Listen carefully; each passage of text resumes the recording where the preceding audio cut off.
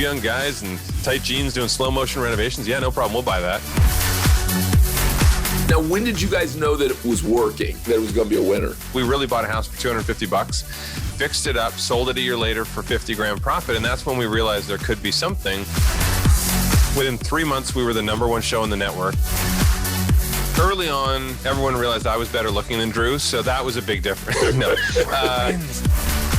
Do you guys tend to be good at all the same things? MVP, most improved player. That's how it was in high school. I call that classic Drew, overconfident and underestimating. Now, Jonathan, you're the one who's not married yet. Do we have news? As soon as I know if there are wedding bells. I love that.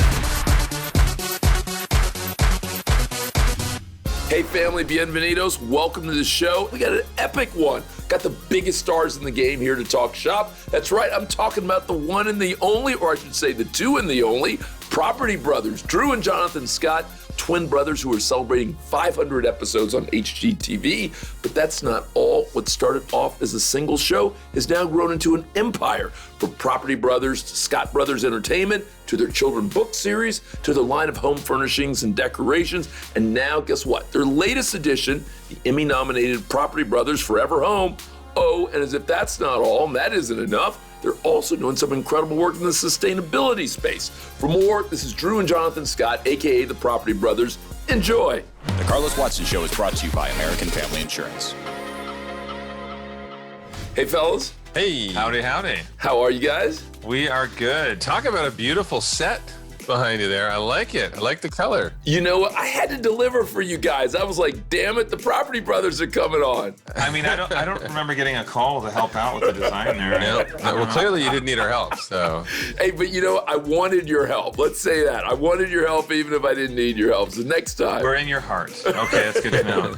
All right, I gotta sing one little ditty here to see if you know what this is from. Being that you're a Miami boy, right? Yes, you're from Miami, yes. Right? So guilty as charged, guilty. Miami is nice, so I'll say it thrice. Miami, Miami. Yeah. No? Do you know what that's from? I don't, but it sounds like Miami Subways. Golden Girls. Oh, that's if my you one threw tie a to party Miami. and invited And everyone if you you threw knew. a party. You would see the biggest gift would be from me, and the card attached would say thank you for being a friend. Yeah. Yeah. We know it all. You know, you guys are definitely invited to my birthday party. You guys are coming. Done. Amazing. Done and done. All right. We have been known to crash parties just randomly, by the way, so. Were you guys wedding crashers kind of people before Wedding Crashers was a thing? Yeah, we taught Vince Vaughn for his role. If we hear karaoke anywhere, we show up. You both give me your main karaoke songs. If you can tell everybody this is your song. Oh. That's all I'm gonna do. Oh. What's yours? Jonathan, come on. I'm more of a Steppenwolf kind of guy. Okay. Get your motor running. Yes. Head out on the highway. I can never remember the lyrics though. That's the problem. Born to be wild. Oh, wait. What about duets? Because my sister and I, we turn other people's songs into duets. This was the creepiest thing. We would always do Summer Lovin' Had Me a Blast. And he would always play the lady parts. I don't know why, but I have really great falsettos. He was sweet, just turned 18. Now, Jonathan, you're the one who's not married yet. that's correct. Do we have news that we should know about? As soon as I know if there are wedding bells, you will not be the first person I call. So. But I will tell you, it has been so nice to see Jonathan so happy because him and Zooey are so good for each other. They give so much, like wholeheartedly to each other. I love seeing that. Now, are there couples dates? Oh yeah, we are obsessed with escape rooms. We've done hundreds of them all over the world. We just did one last night, just the two of us. Usually we'll go, Drew, Linda, Zooey, myself, and one or two other friends as well. What else is on the dating regimen? I'm super competitive, and Linda, my wife, has known this from the get-go. I love her. I will never be the husband that just lets her win just because I want to let her win to be chivalrous. I'm not. That's not me. I'm going to compete so hard, and when you beat me, you rub it in my face big time. So we have done bowling. We have ping pong. I'm a huge ping pong nerd. Ping pong. Drew has taken lessons from, no joke, from a ping pong master for like 10 years. That's how competitive Drew is. Is Drew the guy who stands like 8 feet back from the table? Sometimes. Yeah. Yes, I am Tom Hanks. He holds this weird way with I was the going to paddle. ask you, how does he hold it? No, Reverse. I hold it the American style. I don't do, because that's they call like a Chinese grip to do the reverse grip. I went one time when I was younger to the local YMCA and they have little ping pong tables, and it was all older Chinese couples that were there. They're all like 80 years old. And I walk up and it's like a king's court kind of a thing. If you win, you stay on the table. And we're like, let's get rid of these old guys. So we go in there thinking we're gonna whoop their butts. They crushed us because they were moving really slow, Right. and they're like this, and then we walked up and they're like, kapow, kapow. They just, I don't even think I got any points. I call that classic Drew. Yeah. Overconfident and underestimating. So I took lessons so that I could compete. Yeah. Be fearless! We can do it! I believe in you! We can do it faster! The Our Home is the training ground for her dreams policy. Insure carefully. Dream fearlessly. Now, rumor has it that one or both of you were also basketball guys, that you guys are bringing good height to the table and the basketball was on the menu. Yeah, we both played, but Drew actually played, college ball and has played way more than I have. But MVP, most improved player. That's how it was in high school. both 3 letters. Scott. Oh, the Property Brothers fighting for turf underneath. Wait, now how does that happen with twins? Like, do you guys tend to be good at all the same things, meaning at school, at athletics, etc., and there's only a little bit of difference? Or like early on, did people kind of pick their lanes? Early on, I mean, everyone realized I was better looking than Drew, so that was a big difference. No, Twins. we tend to have a lot of the same, interests. However, Drew really excelled at basketball. I actually was a magician, so I performed for years as a professional magician, and so there were certain artistic or creative differences that we kind of went down those paths. Clearly, way more popular in school. I was the MVP of the basketball team. I was the jock. Everybody loved me, and I would have a crowd of people around me because I was doing magic. Touche. But most of our interests are similar. We did. We actually did most stuff together, and then we started to find our true passions. We were national champions in karate for years. We competed for years. We were performing and doing acting. I loved acting more, and we started as clowns. And then I loved the performing, but Jonathan loved the magic of it. So he got more into magic. I did more of the performing. So, yeah. And what's interesting with, long journey, long story into where Property Brothers came around, we didn't want to be struggling artists. So we thought, how could we, pay to, shoot our own films and, build our own magic shows? And let's invest in real estate. So we bought every book, every infomercial on how to make millions with no money down. And we didn't have any cash lying around. We actually managed to take over the mortgage of a fellow who couldn't make his payments on his house. So we really bought a house for $250, fixed it up, sold it a year later for 50 grand profit. And that's when we realized there could be something. Fast forward, licensed Drew as a real estate agent. I left business school. I went to school for construction and design. So this is where we split, though. We both had a passion for real estate. I hated getting dirty. I still don't like getting dirty. I don't. Jonathan will crawl around in a dirty basement or like a crawl space, spiders on him and webs. And, somebody's got to do it. Did Drew do some of this kind of work, get dirty? Who didn't do exactly this? Now, when did you guys know that it was working, that it was going to be a winner? It was humbling because the production company shot the pilot. They took the pilot to the network in the U.S. Sorry to subject you to this. He's putting you through this. Who turned it down and said, HGTV. no, not interested. They said, now we're looking for husband-wife combos and things like that. And then it was a random network, W Network in Canada, that's like 2 young guys in tight jeans doing slow motion renovations. Yeah, no problem, we'll buy that. So they picked it up. Within 3 months, we were the #1 show in the network. With those stats, they went back to HGTV in the US, who gave it a shot. The very first time I remember someone recognizing me from the show, someone walked up at an airport and they're like, oh my God, you're Drew Scott. And I was like, oh, thanks a lot, I'm Jonathan, but whatever. I am, but thank you for remembering. Most people will come up to us and be like, hey, Drew and Scott, I like you guys. No one remembers my name. The very first time we were filming for the shows, I remember thinking that's lame hosting, I just want to act. And our first day on set, the director was wanting us to do this scene where we walk these homeowners through the house and tell them what we would do to change it. And they had us being very stilted. Well, look at this here in the living room. And it was, Jonathan and I this is lame, it's not our personality. So finally we were able to convince the director to just let us be ourselves, because we have a comedy background, we just like to have fun. I am still a rough and tumble cowboy. I'm just maybe a bit more of a city slicker. No. Do you think Dad would be upset to know that you don't even chop your own firewood anymore? I think he would actually appreciate that flicking a switch for a gas fireplace is better on my manicure. The network decided that they loved our way, which was just natural, fun. It wasn't stuffy.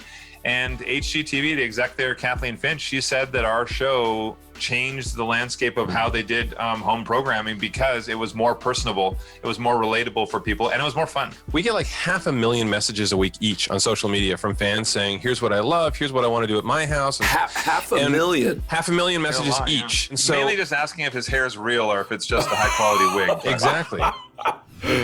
When you guys think about its success, if I talked to you before the first thing aired, would you have told me that you thought it was going to be a hit? No. When we moved into this idea of hosting a show in real estate, I felt it was going to be a success because I knew how dedicated I was to working hard to make it happen. Did you really think that this guy was going to be successful? Look at that hair. Wait, is that real? Is that legal? That's the very first episode of Property Brothers.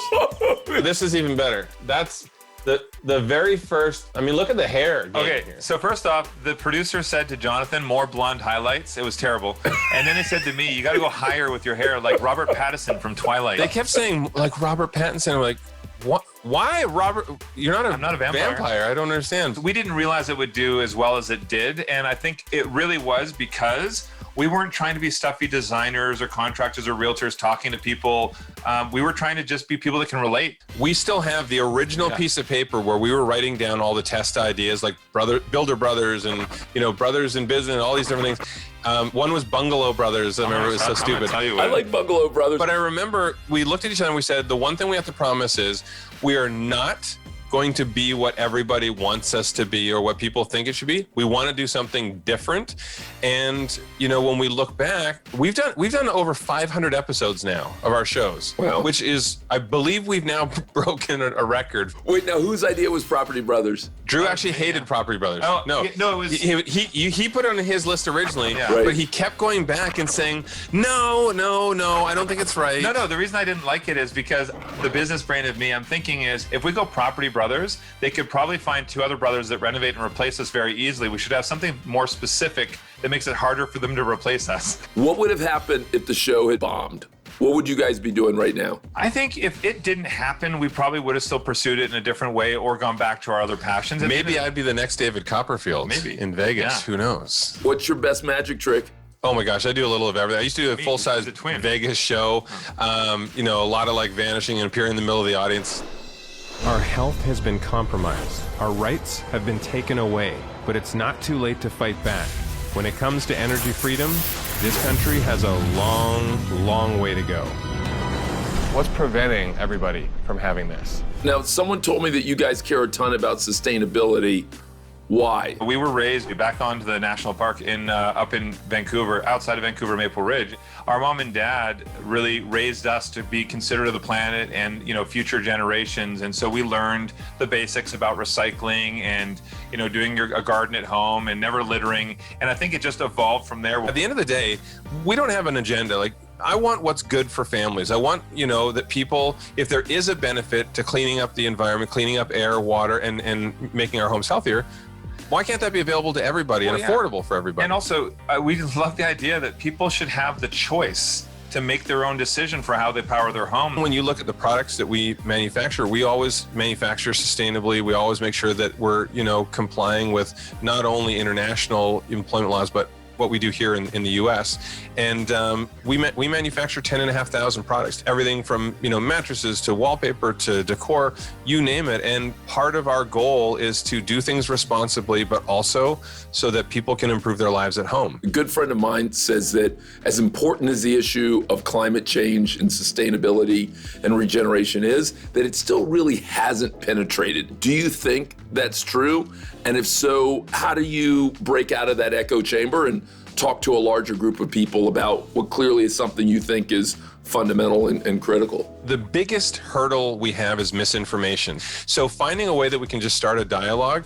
Anybody who I've actually started a dialogue with and talked through it, at the end of it, they realize I'm not coming in with a biased opinion. I'm actually trying to figure out how we can bridge this. A lot of people think when they're thinking doing something sustainable or something for the planet. They're just thinking solar. But there are a lot of other things too. And I really think slowly but surely people are getting more educated. And I really, really love the younger generation because they are vocal and they are using their voices to stand up and shout loud about what can be done. I feel very positive. I think a lot of people are about doom and gloom for the planet. I don't feel that way. I think there is a limited time for what can be done, but there is a lot of positivity out there and we're moving in the right directions. I can tell you guys are good to each other and good with each other. Do you find that's true with most twins that you guys know? I think it's just depending on their personalities. Like we know quite a few sets of twins and most of them get along well. Jonathan and I, we run companies together and we do TV shows together, and so it's maybe a different dynamic. We've always been able to support, and that's why we can work in business together. A lot of families or twins or siblings, whoever, can't work together because they get on each other's goat. We call it a no BS policy, and we've been this way since we were teenagers. If there's a problem, we get it out, we deal with it, we don't let it fester and build up, because at the end of the day, we know we both have good opinions, we love each other, we're bringing our opinions to the table for a reason, and then we'll unbiasedly move forward in whatever's the best direction.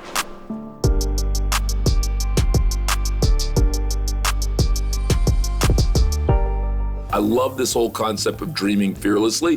What do you guys say to other people, especially younger people, who in one way or another ask you about not only how to dream fearlessly, but like how to bring these dreams alive when sometimes it seems like it's not easy, it's uncertain, you're not sure. What do you say to them?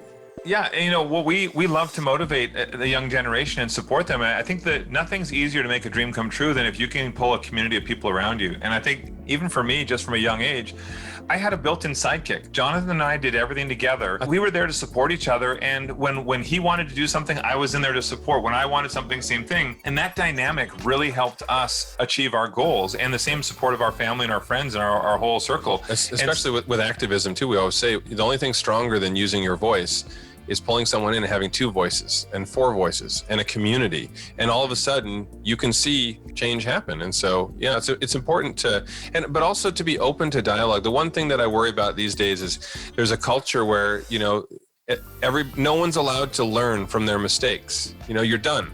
So how about let's have a dialogue, because I don't pretend to know everything. In fact, I learn more daily than I think I already bring to the table, but it's because I'm open to hearing what somebody else's point of view is, and that's the only way you're ever going to learn. And if we can openly have a conversation and not attack each other and just have a conversation, I hope both of us can grow. All right, I want to try a little rapid fire with you guys. Drew, I'm going to start with you. Your favorite athlete of all time? Michael Jordan. Jonathan? Wayne Gretzky. The great one. All right, Drew, if you could have dinner with anyone, dead or alive, who would you have dinner with? I would love to have dinner with Oprah. I think she is someone that is just such an inspiring person. I would love a conversation with her. Jonathan, where would you go? Dinner, anyone, dead or alive? I would go have dinner with Zooey and the kids, because that's where I'm headed to right after this interview. Last couple ones, Bob VILA or Tim Allen? Bob VILA. Yeah, bring that authenticity. Tim brings the chuckles, and expertise. Yeah. Most interesting thing you've learned about love? I think it's that that people show love in different ways. Sometimes it doesn't make sense to me until you realize that aha moment that every time someone does this, they're showing you they love you. Almost building on that for me, that the small things mean just as much, if not more, than the big things. You Canadians dudes are good guys. I like you guys. I appreciate you guys. Thank you so much. Thank you for being a friend. Nice callback. Have a good one. Thank you for being a friend.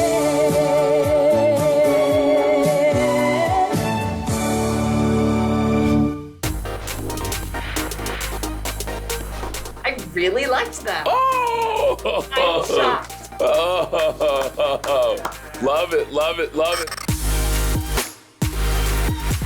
They're total salesmen, and they're hilarious, and they have a great shtick. Yeah, they do. And it's who they are, and they're not pretending to be anybody, and they care about sustainability. And I really actually loved the way they talked about it. That the word climate is such a trigger for some people. Right. And I get that they get that, and they still want to talk about it, and they still want to have a conversation. They remind me so much of me and my brothers. Nice. Beautiful mix of energies, not necessarily complementing each other, but maybe supplementing each other in a lot of ways. They joked easily with each other. No one took it too seriously. Yeah. And they teased, but they didn't tease with what it felt like a malice edge. Do you know what I mean? Right. They were able to laugh at themselves and at the other one. Right. And it just kept moving without any slowdown, which I like seeing. Hey, I hope you enjoyed the Property Brothers, Drew and Jonathan, good guys. You know, I love seeing people be good to each other. I love seeing tag teams, whether it's a musical group or whether it's a business partnership. I love seeing those two twins be good to each other like that. Very funny as well, too. And I love Jonathan's point about which right way we're gonna choose. Man, if we could all think about that in the right moment would be a good thing. Listen, thanks for watching. Be safe out there. We'll see you on the other side. It's still the night shift, just brighter. Still a night out, but everything fits in. Chevrolet, making life's journey just better. We don't know what our kids are capable of because their education sometimes is so limiting, particularly in Black and brown classrooms. There's always an emphasis to me on body control. You can go into a very affluent white classroom and the kids are moving around the room and talking and there's lots of activity and you assume that something magical is happening. You go into a Black classroom and the kids are moving around and interacting with each other and it's perceived very differently, right? Immediately someone thinks that teacher doesn't have classroom management skills. But I think it's also kind of limiting what we allow our kids to have access to. And we want to invite students to tell us, what are you curious about? If you have a hook and a kid is really excited about a particular subject or some sort of content, lean into the things that they do well so they build the confidence they need as students to tackle the things that are a little more challenging. Shockingly, 14 million students are in schools with police, but no counselor, nurse, psychologist, or social worker. And 2 out of every 5 students say they feel unsafe with police officers in school, which begs the question, who are they protecting? It would be a better country for all of us if Black children and white children got equal educations and had equal opportunities.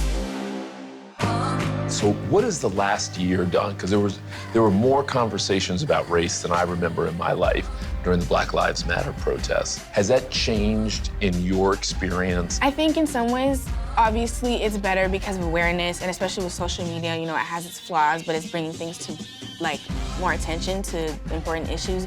But for me, it kind of feels like it's worse because now I feel like any of my white friends or people at work, they're walking around eggshells around me because they're afraid that anything they're gonna say is offensive. Or when I say, hey, like this is actually a microaggression or this feels kind of ignorant, like I'm trying to let you know, it's instantly, instead of, hey, I apologize that I did those things and here's how I'm going to change. Now it's like defending, I'm not racist, I'm not like this, I'm not like this and this and that. It almost seems like they feel like the finger is pointed at them and everybody's walking around eggshells and can't have that conversation because they're so afraid to be called out for something negative.